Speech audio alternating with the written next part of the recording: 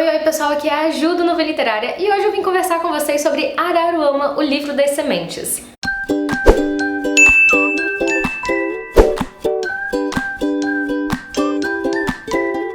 O vídeo de hoje é muito especial porque, além de conversar com vocês sobre um livro incrível, ele ainda dá margem para uma discussão que eu acho muito importante. A escolha dos nossos livros. Como a gente escolhe as nossas leituras. Eu sei que hoje em dia muita gente é influenciada por canais do YouTube, ou blogs literários, ou book Instagrams, porque é de fato muito legal pegar dicas de leituras com pessoas que você confia, que você se identifica com os gêneros que a pessoa lê e etc. Eu também faço isso, eu adoro pesquisar e ver as opiniões de booktubers que eu acompanho, de booktubers amigos, colegas. Então eu acho que isso é muito válido hoje em dia. Mas antes de pegar esse livro pra ler, eu estava pensando por que eu não escolheria esse livro, por exemplo, em uma livraria, por que esse livro não chegaria até mim de forma mais natural, por que eu não optaria em ler um livro como esse, diferente. E aí me vieram algumas respostas para essas perguntas. Muitas vezes a gente tem a tendência em buscar livros de autores que a gente já gosta, que a gente já conhece, livros novos desses autores, ou até livros antigos que a gente não leu ainda dos mesmos autores, ou então seguir por gêneros que a gente já gosta, já conhece, ou por indicações de pessoas próximas da gente. Então geralmente é assim que a gente escolhe as nossas leituras, pelo menos eu acho que a maioria das pessoas, mas eu acho que essa não é a única possibilidade no mundo da leitura, da literatura, que é interessante. E eu confesso pra vocês que eu também já fui uma pessoa muito amarrada aos mesmos gêneros, aos mesmos autores, mas que de uns tempos pra cá, eu acho que de meses ou um ano e meio pra cá, eu tenho lido muita coisa que foge completamente da minha zona de conforto. E vocês não têm ideia, gente, essas experiências têm sido maravilhosas, realmente eu tenho me surpreendido, assim, enormemente com essas leituras, de forma que me fez ser uma pessoa diferente, até me conhecer de forma diferente, né, conhecer outras coisas que eu achava que eu não gostaria, mas que eu realmente me surpreendo e acabo gostando muito. E com essa introduçãozinha eu cheguei no ponto em que eu queria chegar, que foi a leitura de Araruama. Essa foi uma leitura muito diferente pra mim. Eu acho que eu nunca tinha lido nenhuma ficção sobre índios, nenhum livro sobre mitologia indígena, nada do tipo. E foi uma coisa que me pegou meio de surpresa, porque eu achei que eu não iria gostar tanto, mas o livro me surpreendeu muito, de uma forma muito positiva, e é por isso que eu tô aqui hoje pra conversar com vocês sobre ele. Eu recebi o livro em PDF do autor, porque ele ainda não foi publicado.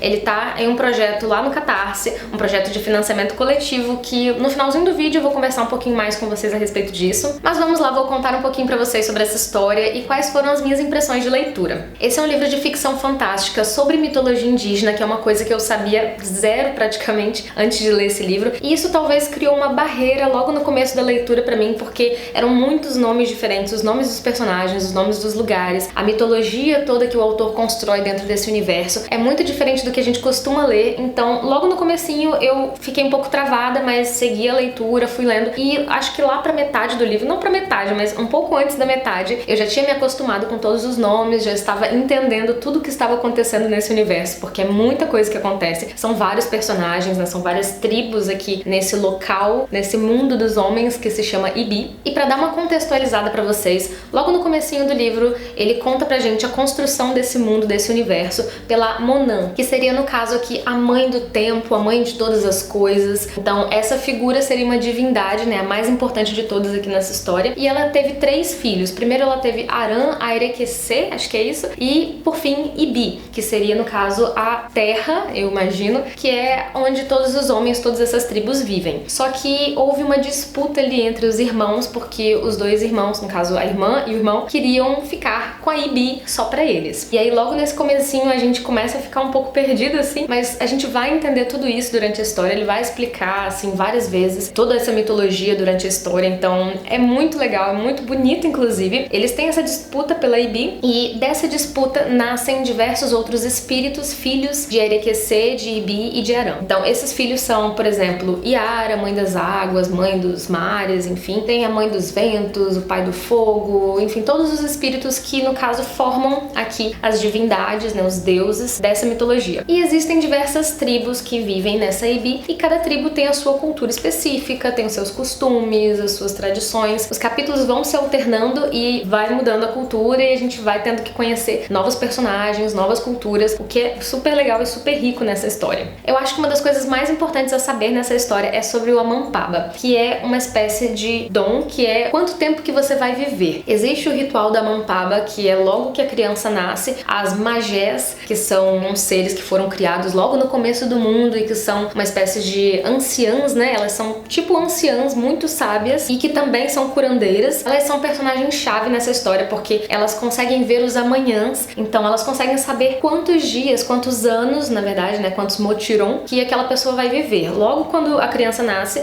ela já fala quantos motiron que essa criança vai ter, que pode variar entre 10, 15, 18, 70, 80, 200 anos. Então elas são as responsáveis por passar essa informação para a família, para todos, e de acordo com essa informação é que eles vão colocar essa criança na hierarquia da sociedade. Se ele tiver uma Amampaba baixa, ele vai ser colocado numa categoria inferior, né, um Capanema, por exemplo, onde ele vai praticamente trabalhar só vai ter trabalhos braçais, etc, né, vai trabalhar para que os outros que têm um Amampaba alto possam ter uma vida melhor, possam ter mais comida, possam ter os templos dos seus deuses todos, né, certinhos, construídos. Então, quem tem Amampaba baixa acaba ficando numa categoria inferior e os outros são mais bem cuidados, fazem treinamentos. Existem, por exemplo, os Mitanguarini, que são, assim, o topo dessa hierarquia, que eles vão se tornar futuramente Guarani. Eles, por exemplo, são responsáveis pela caça, então eles são treinados, né, pra caça, pra luta, pra esse tipo de coisa. E eles também têm direito a estudar, o que alguns outros nem têm direito, porque eles vão viver tão pouco que eles consideram que não tem tanta importância, não tem tanto porquê ensinar ou, né, treinar pessoas que vão viver tão pouco. E isso é um pouco triste na história porque nos faz pensar na situação dessas pessoas, né, que vão viver tão pouco e que já sabem que vão viver pouco, né, como é o caso do Obiru. Ele não vai viver muito, então a gente fica com muita dosinha desse personagem o tempo todo. Não é um dos protagonistas principais, digamos assim, mas ele também aparece muito na história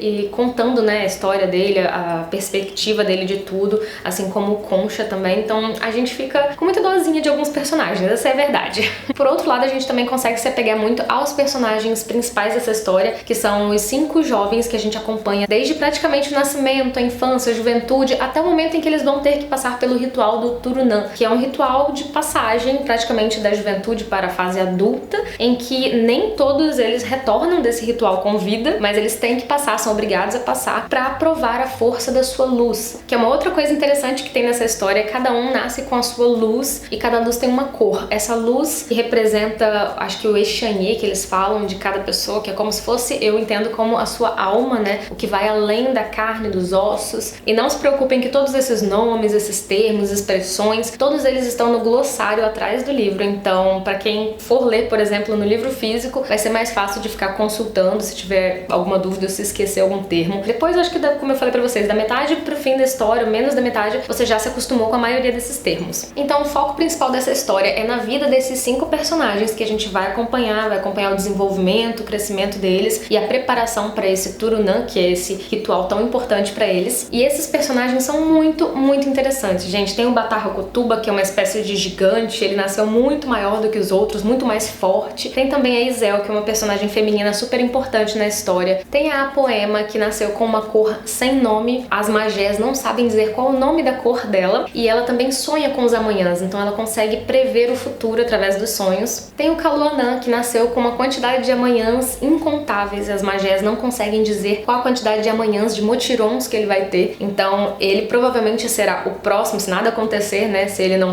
for morto por alguém assassinado, ele será o próximo Paini, que seria o chefe dos homens, o chefe de todas as tribos da Ibi. E tem o Essaí, que nasceu com orelhas de jaguatirica. Então, só lendo aqui a história para vocês entenderem por que disso tudo, mas com isso ele consegue ter a audição muito mais apurada do que a maioria das pessoas, além de que ele consegue também sentir cheiros assim a longas distâncias. Tem toda essa parte mística dos personagens, da cultura deles, da parte também religiosa, digamos assim, dos rituais de sacrifício e tal. Então é muito, muito rica a história, de verdade. Eu recomendo muito pra vocês, se vocês já gostam desse tema e se vocês simplesmente nunca tiveram contato com esse tipo de mitologia, com esse tipo de história, de temática, eu recomendo muito que vocês entrem nessa história assim com a mente aberta, com o coração aberto, pra conhecer esses personagens e conhecer toda essa mitologia que é descrita de uma forma tão bonita, tão poética até em algumas partes. E vai ser uma surpresa muito boa se você não tem hábito de ler coisas desse tipo, ou nunca leu, mas for pegar para ler esse livro para sair da sua zona de conforto, para conhecer e viver novas experiências literárias. Então, recomendo bastante para você também. Mas como eu falei para vocês, esse livro ainda não foi publicado e ele está em financiamento coletivo lá no Catarse. Então, se vocês tiverem interesse em ler o livro, seja em e-book, seja em livro físico, vocês podem contribuir lá no Catarse. Eu vou deixar todos os links aqui embaixo do vídeo para vocês conferirem. Tem um vídeo muito legal do autor, então assistam se vocês quiserem saber um pouquinho mais da história. Nada melhor do que ouvir do próprio autor, não é mesmo? Recomendo também que vocês confiram lá no Catarse as recompensas para as colaborações de vocês. Eu já fiz a minha contribuição para receber um livro físico dessa história, porque eu quero muito ter esse livro na minha estante. Inclusive, eu esqueci de comentar com vocês, ele tem continuação porque ele termina num momento, assim, sabe? Num gancho para o segundo livro, que você fica, assim, querendo o outro pra ontem. Então, já quero que vocês colaborem para que ele lance logo o próximo livro, porque agora eu preciso saber a continuação dessa história. E é isso, gente. Essa foi a minha indicação de hoje. Eu espero muito que vocês tenham gostado, que tenham se empolgado em sair da sua zona de conforto, ler algo diferente e deixar-se surpreender por novas leituras. Quem gostou desse vídeo, não se esqueça de deixar o seu curtir aqui embaixo, que ajuda muito na divulgação do Nuvem Literária. Um beijo enorme e até o próximo vídeo. Tchau, tchau!